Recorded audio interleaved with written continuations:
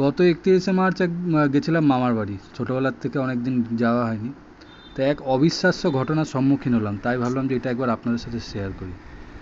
এমনি মামা বাড়ির খারাপ, মা ছোটোবেলায় বলতে এদিকে যাবি না ওদিকে যাবি না, এই বাঁশবাগান আছে এদিকে ভালো না, তখন খোলামেলা সব ছিল। তা অনেক বছর পরে গেলাম, একটা পুজো ছিল, কিন্তু যেটা দেখলাম আমি অবাক হয়ে গেলাম। পরে ঘটনাটায় বাড়িতে এসে রাত্রিবেলা মোবাইল ঘাঁটতে ঘাঁটতে মানে জিনিসটা চোখে পড়লো, তখন আমি বুঝতে পারিনি ভিডিও তোলার সময়।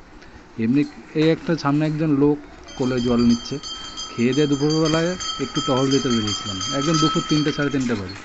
যে রাস্তা দিয়ে হাঁটছি এটা হচ্ছে লাস্ট বাড়ি আমার ডান দিকের, এরপরে ডান দিক বাঁ দিক কোনো জায়গাতে কোনো বাড়ি নেই। এই বাড়ির লাগোয়া হচ্ছে এই ডান দিকের পুকুরটা, আর সামনে যতদূর যাবেন বাঁশবাগান, কিছুটা গেলে দুদিকে শুধুমাত্র ক্ষেত। আমি এর পরের ভিডিওগুলো আপনাদেরকে দেখাবো। এটা কি আপনারা একবার বলবেন এবং আমাকেও কমেন্টে পরে জানাবেন, যদি হয়তো আমারও ভুল হতে পারে। এই যে ডান দিকের পুকুর, আর এই যে রাস্তা দিয়ে আমি হাঁটছি, এটা একটা গ্রামের সাথে আরেকটা গ্রামের সংযোগকারী রাস্তা, মানে মেন রোডই বলা যায়, গ্রামের মেন রোড। এখানে আপনার দেখতে পারবেন যতক্ষণ ভিডিওটা রয়েছে, কোনো একটা লোক নেই, কোনো একটা জন নেই, পুরো ফাঁকা ধুধু রাস্তা। আমি নিজে অবাক হয়ে গেলাম রাত্রে ভিডিওটা দেখতে দেখতে, একবার শুনুন।